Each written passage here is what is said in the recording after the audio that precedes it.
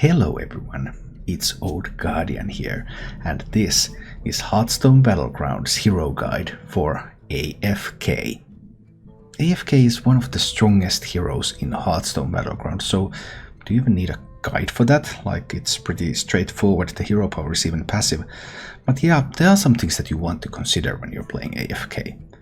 So a.f.kay's hero power: Procrastinate. Passive hero power: skip your first 2 turns, start with a minion from Tavern Tier 3 and 4.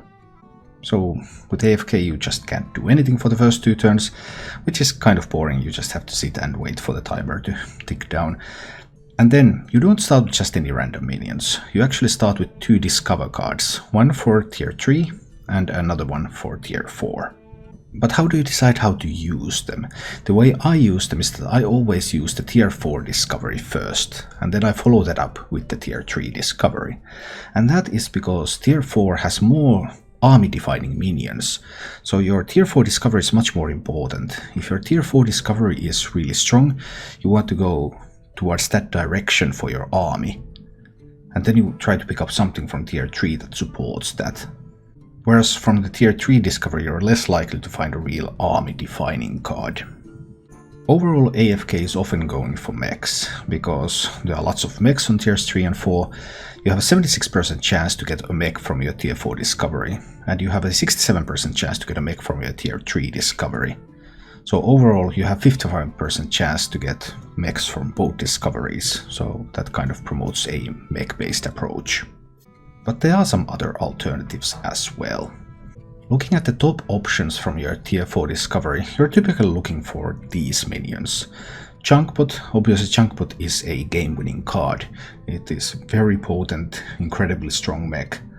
And if you can find it that early, then you just take it. Then Security Rover, Piloted Sky Golem, both are also end-game composition mech cards.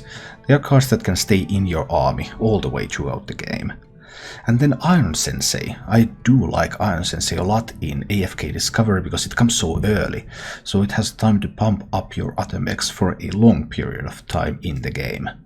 And out of the non-mech options, I would highlight the Cave Hydra, because this cleave effect also damages the minions next to whomever this attacks.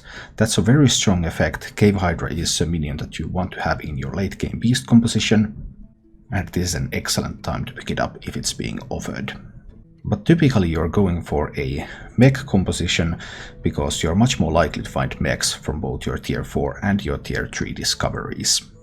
As for your Tier 3 options, there are 2 really game-defining cards on Tier 3 available to you. There's the Cobalt Guardian, which is a nice mech, goes extremely well with Chunkbot as well. And then there's the Pack Leader for a beast-based deck. Pack Leader itself doesn't really do much yet, but once you can pick up some Death Rattle beasts, it will be all worth it. And other strong minions on Tier 3, which probably don't last you the whole way, but can still be really good at the start, include stuff like Piloted Shredder, Psychotron, and the Infested Wolf.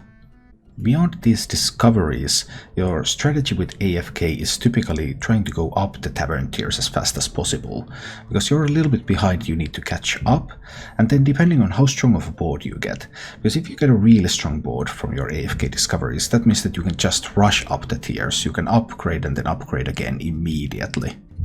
Whereas if your board is a little bit weaker, then you can get some upgrades going, but you also need to stop for a while to purchase more minions before you hit 4.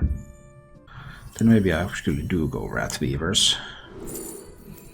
Then again, if I discover a Chunkbot, I think I'm going mechs.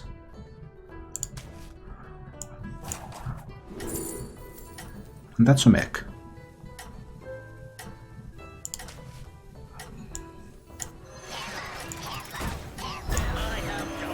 It's just what it looks like. Not much I can do here. Nope. This might not be a strong enough of a board to win games. This is practically a 3-7, so I have 3-4 Divine Shield and I have a 3-7. Well, it is enough to beat those. Yay! Some of that a.f.kay power. Am I offered any mechs? Nope, I'm not offered any mechs. So then I think I'll just go to tier 3 immediately here and try to pick up 2 mechs next round. Because I really didn't want to sell either of these. I couldn't afford reroll, so if I wanted to buy minions I would have to buy them from this selection, unless I just buy one. And rerolling 3 times for a tier 2 minion just doesn't seem like it's worth it. We're going directly to 3. Then we need to probably stop there and pick up a couple of mechs before we move on to 4. Otherwise I'm afraid I will just start taking damage. I think you can win this thing.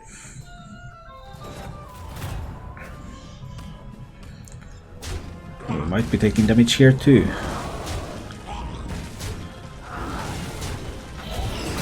And we are.